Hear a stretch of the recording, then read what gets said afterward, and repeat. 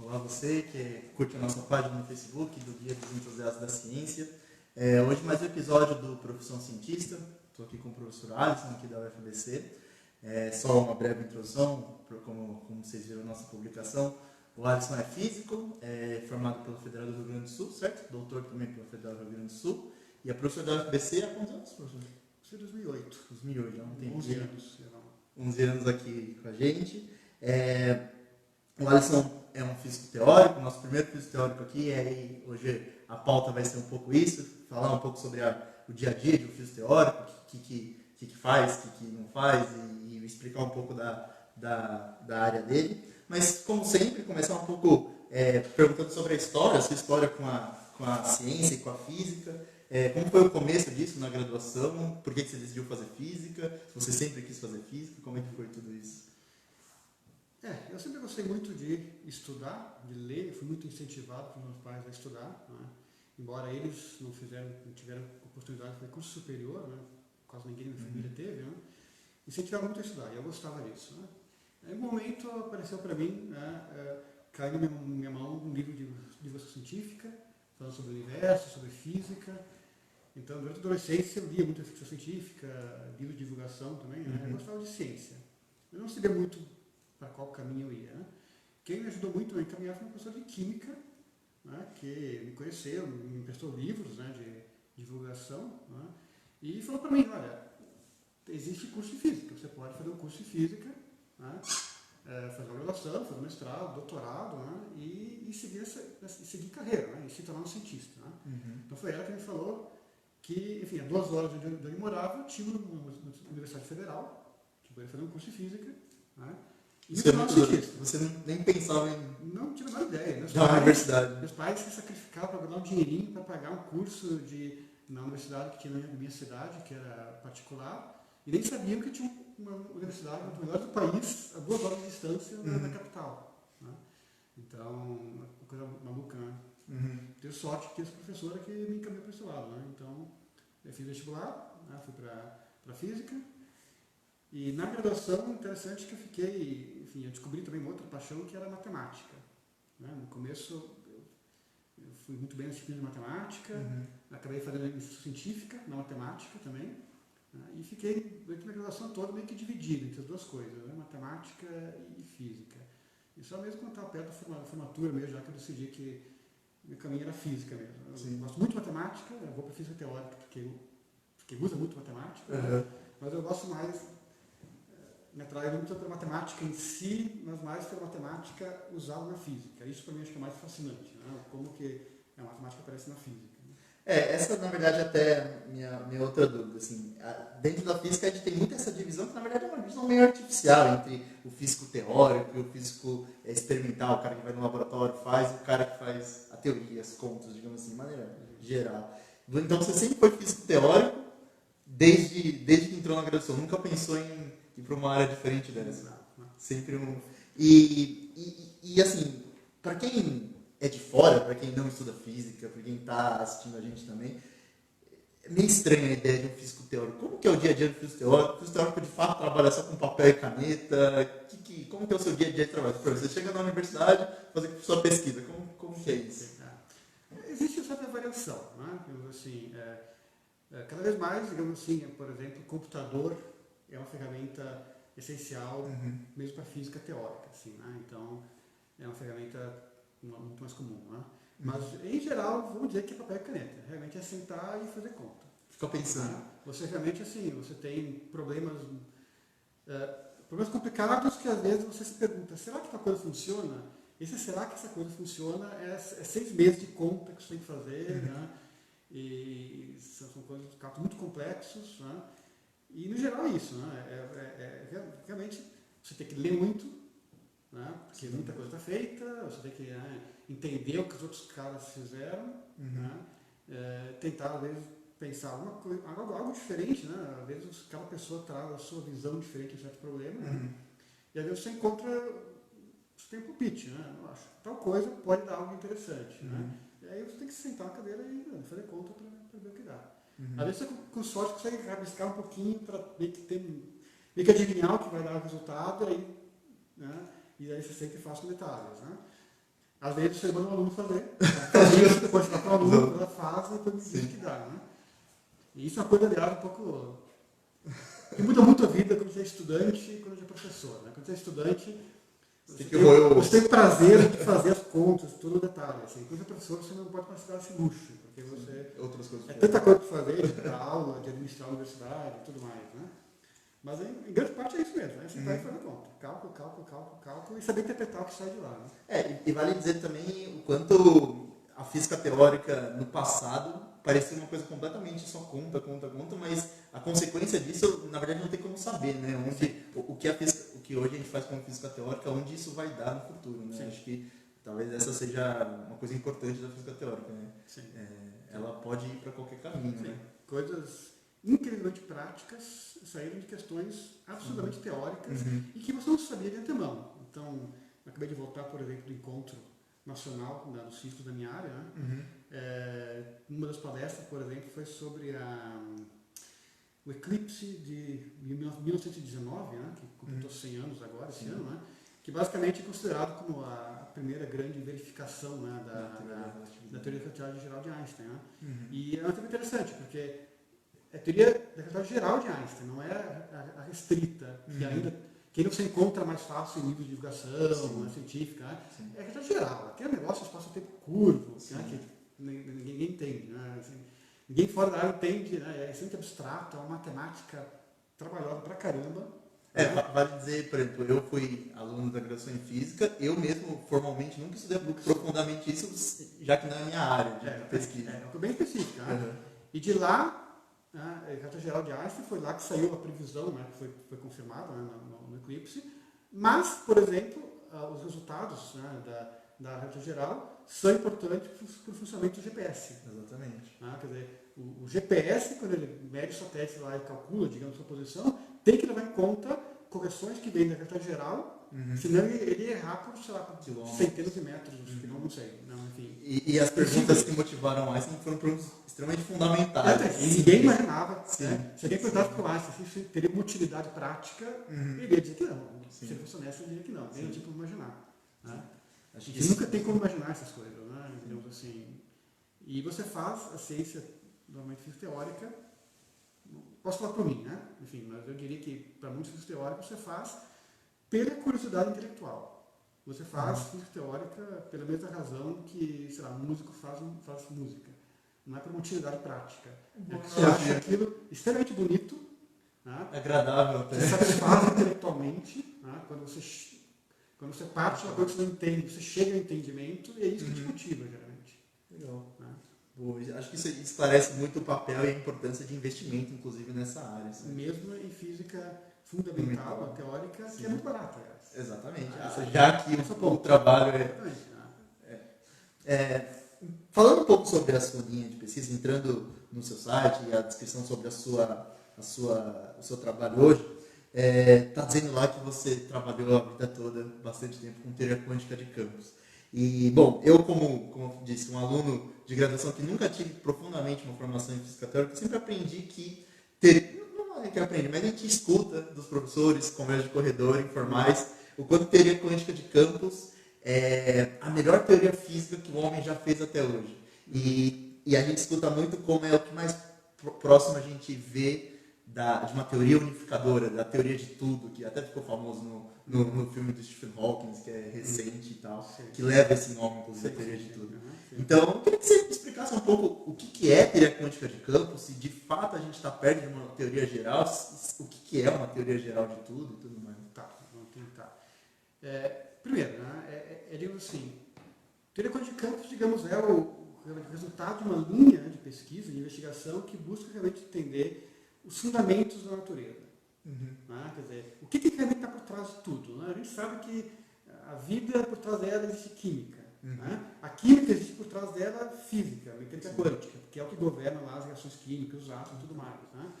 E você vai avançando mais, você chega na física nuclear. Né? Você vê que o núcleo lá existe, porque existem certas propriedades, certas leis que a gente chama de física nuclear. Né? Vai dando um zoom, né? Exatamente. Você vai dando um zoom, você quer encontrar quais são os ingredientes básicos, quais são as coisas mais básicas que existem no universo. Né? Então, nesse sentido, sim. Né? a gente estuda as coisas, digamos, mais fundamentais, né? E todo o universo sai daí, digamos. Né? A gente não tem nenhum fenômeno que a gente vê na natureza que, em princípio, não sai daí. Não que a gente consiga explicar tudo. Né? Porque quando você vai descendo também, é aquela coisa do reducionismo. Né? Você vai entendendo os tijolinhos fundamentais. Né? Mas também você vai perdendo a visão do todo. Né? E às vezes a visão do todo você vai obter por outros métodos. Né? Mas assim, a minha área da física é essa área que tenta entender as coisas mais fundamentais da natureza. Quais são as partículas mais fundamentais, quais são as forças mais fundamentais.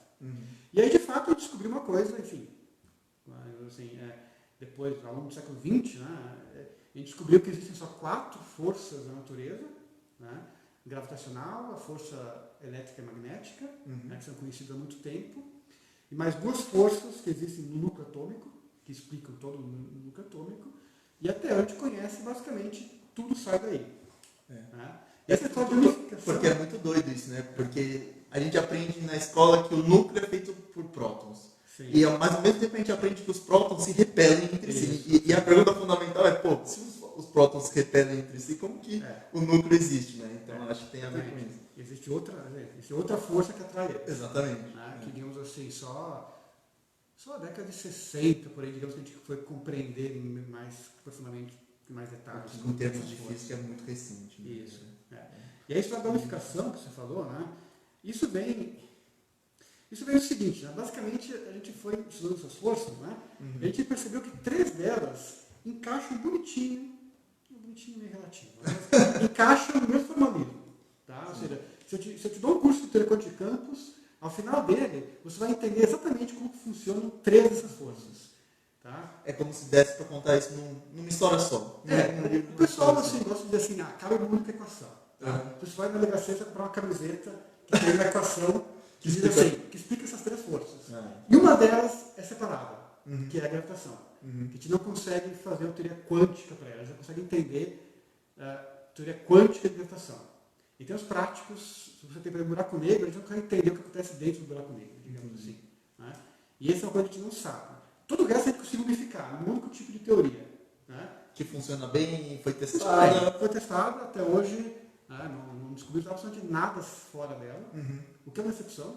Né? A gente torce para ser algo, a gente torce para o experimento achar algo que a gente não preveja. Isso é uma coisa que também de fora é estranha. Né? Na verdade, achar coisas erradas é positivo. Significa que tem trabalho pra gente não vai morrer de fome. Dá um caminho. Tem coisa pra gente fazer. Exatamente. Agora, assim, a gente tem essa força que não está unificada, a gente acha que tem que trazer de uma forma ela para o mesmo tipo de formalismo, ninguém tem ideia como. Tem várias propostas, cada um que faz a sua proposta acha a sua melhor. Teoria de cordas, é a mais famosa, né? Mas assim, tem várias propostas diferentes, e é verdade, a gente não sabe o que é verdadeiro. Né? E precisa ter um experimento, né? Algum dado experimental que dissesse, esse é o caminho. E isso a gente não tem agora. Então, por enquanto, a nossa área está numa situação meio complicada, porque a gente tem muitas ideias interessantes. Mas não tem como não provar, né? Mas corroborar. Exatamente. A gente não tem evidência da natureza de saber qual dos nossos palpites é o mais promissor. Então, também tem que saber para onde ir. Então, cada um tem que escolher seu caminho e vai. Né? Mas pode ser que seja um caminho totalmente errado, porque a gente não sabe realmente o que acontece. Né? Não tem dados. E essa ideia de uma teoria unificadora, o que você acha disso? A gente está longe, próximo, existe? Ou a gente está correndo atrás de um negócio que às vezes nem faz muito sentido? Essa é uma ideia que, digamos assim, é muito inspirada nesse sucesso que a gente teve ao longo do século XX, né, de construir todo um formalismo, né, que a teoria quântica de campos, que consegue abraçar, descrever todas as interações eletromagnéticas, os 2 tipos de interações nucleares. Né? Então está tudo junto numa espécie de uma única teoria. Né? Então, assim, dá para escrever uma linha, digamos assim. Né? Claro, você precisa de 2 anos de formação para entender aquela linha. Tá? Mas dá para escrever uma linha. Né? Então isso levou as pessoas a ter essa ideia de que, falta só uma, né? Então deve ter jeito de colocar essa junto ali também. Né? E muita gente vê que e se vê muito essa ideia, né? Temos que achar, que seria a resposta final, seria o fim da física, respondemos tudo, né? Digamos assim. Chegamos no fim da série, né? Eu não acredito nisso. Episódio final. Né? Se dá para unificar, não sei. Na verdade, assim, a gente tem esse preconceito de achar. Tem essa ideia de que mais bonito se pudesse unificar. Né? Mas a natureza não precisa fazer funcionar da forma que a gente acha bonito. Né? Então, assim, se vende muito essa ideia, principalmente em livros de divulgação científica, né? É uma ideia que muitos físicos têm, realmente, né? Que motiva realmente muita gente, mas não é necessariamente. Né? Ciência busca entender a natureza. A gente tenta, né, entender como a natureza funciona. E a natureza não precisa funcionar da forma que a gente acha bonito. Né? Além do mais, eu não acredito também muito na existência de uma teoria perfeita. Assim, a ciência não te traz verdades finais definitivas. Né? Você consegue, digamos, você abraça certa quantidade de fenômenos e observações e você entende aquilo. Né? Mas nunca tem noção de se aquilo é tudo. Nunca é tudo. E muitas vezes você vai mais para frente, você descobre algo que não se encaixa naquilo. E você tem que modificar a sua teoria para incluir essa coisa diferente. E eu não sei se tem final. E, em princípio, você pode examinar cada vez mais fenômenos, né? Com energia cada vez maior e maior e maior, né? Ou pegar esse zoom, fazer um zoom cada vez menor. Eu não sei se vai ter um fim. Talvez não tenha. Sim. Talvez você tenha, de tempo em tempo, você tenha que adotar um paradigma novo que funciona naquele domínio e talvez mais para frente não funcione. Tem que ser outro paradigma. Sim. E pode ser diferente também. Não sei. E até historicamente, os físicos já pensaram que estavam chegando no fim, né? Exatamente. Na época da criação da mecânica quântica, da relatividade, a gente achava que estava muito perto do último episódio. Né? Exatamente. Né? Isso aí é uma coisa que no final do século XVIII, né, para quem não conhece essa história, no final do século XVIII os físicos achavam que tinham entendido tudo já. Né? Já entendeu, né, basicamente tudo, só tinha, até tem uma história, né? Não se sabe se é verdade ou não, né? Mas que o Lord Kelvin, né, um cara muito importante, né, teria dito que a gente entendeu tudo. Tem só 2 probleminhas aqui. Pequenos. Que ele não entendeu ainda, mas isso é detalhe. Né? E cada um desses detalhes surgiu uma revolução da ciência no século XX. Né? Surgiu a relatividade e a mecânica quântica e toda uma nova ciência que ninguém tinha percebido e saiu de uma coisa que era um detalhezinho. Porque nessa época a mecânica estatística e o eletromagnetismo eram como a teoria quântica de campos hoje. Eram teorias muito bem sucedidas e que explicavam muita coisa. Funcionavam bem, explicava tudo que você conseguia observar naquele momento. Né? Mas aconteceu o que eu falei, né? Na passagem do século XIX para o XX, começo do século XX, né? Os físicos estenderam esse domínio. Eles começaram a fazer experimentos e olhar para mais longe, né? Aumentaram a lupa. Né? E aí você assume que o que você vai enxergar é mais do mesmo. Né? Mas não, eles, digamos assim, acharam um negócio completamente novo. Estranho. Completamente estranho. Eu gosto de pensar em andares de um edifício, assim, sabe? Então, assim, você olha o andar de um edifício, você examina as salas dele, como que é o desenho das salas, onde estão as tomadas, você vai analisando em detalhes. E não sai nada muito interessante daí, né? Mas tem uma hora que você desce a escada e vai num andar novo. Naquele andar só tem um andar velho que tem. Então, a física às vezes é assim também. Você vai examinando, tem horas que, por sorte, você achou uma porta que te levou a um andar diferente. Que você nem e lá tem uma coisa, pensava. pode ter algo completamente diferente, né? Além do que a gente entende. Assim, né? Então, a gente não sabe. O ponto é assim, muita gente vende a ideia, né, do fim da física, sabemos tudo, né? Estamos muito perto. Mas marketing Mas assim, é muito fácil você se convencer disso, quando realmente a gente tem há décadas testando nossas teorias com uma precisão absurda e tudo bate. Né?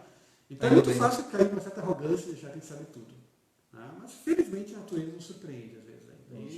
Acho que essa é uma ótima lição. Esperamos muito que isso aconteça. Né? Eu gostaria que acontecesse na minha vida ainda, não sei. Para terminar, essa pergunta eu tenho que fazer, porque agora eu estou substituindo o Renato, que o Renato está de férias, e ele faz essa pergunta para todo mundo, então eu vou fazer. O que é ciência para você, Anderson? Eu vou responder no nível, digamos, pessoal para mim, enquanto indivíduo, né? E eu acho que, digamos assim, no nível mais de uma definição do que é ciência. Né? Assim, a definição do que é ciência, digamos, é um conjunto de técnicas, uma forma de pensar que abrange tanto assim, a lógica, a matemática, o uso da matemática como uma linguagem mais poderosa, digamos, né?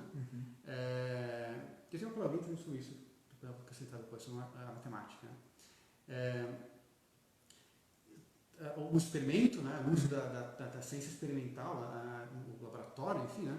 Um conjunto de procedimentos e de métodos para você tentar encontrar afirmações verdadeiras acerca da natureza. Né? Ou seja, você quer tentar entender como que o mundo externo funciona Né? E Pra você isso tem tem um você. leque de coisas que vão desde a física teórica até a física experimental, lá que fica no laboratório. Né? É uma certa maneira de agir que tenta levar a um conhecimento mais confiável acerca do mundo que está aí fora. Né? Para mim, no nível pessoal, é simplesmente, digamos assim, é isso, mas também uma busca muito grande por beleza. Né? Desde o começo, digamos assim, eu achei... A ciência tem que ser bonito. Exatamente, sim. Não sei. Pessoal. Para mim é bonito o fato de a gente consegue entender a ciência. Isso é satisfatório. Né? Digamos assim, a natureza pode ser algo completamente incompreensível. Né? No entanto, a gente consegue compreender, não tudo, né? Mas muitas coisas dela, né? E usando uma ferramenta totalmente abstrata, que é a matemática. Né? Quer dizer, a matemática é uma arma poderosíssima que faz você conseguir entender coisas da natureza que você nunca conseguiria entender se você tivesse que apenas olhar com seus olhos, falar com seus palavras. Né? Então, eu acho que isso tem muito a ver com o meu gosto pela física teórica. Né?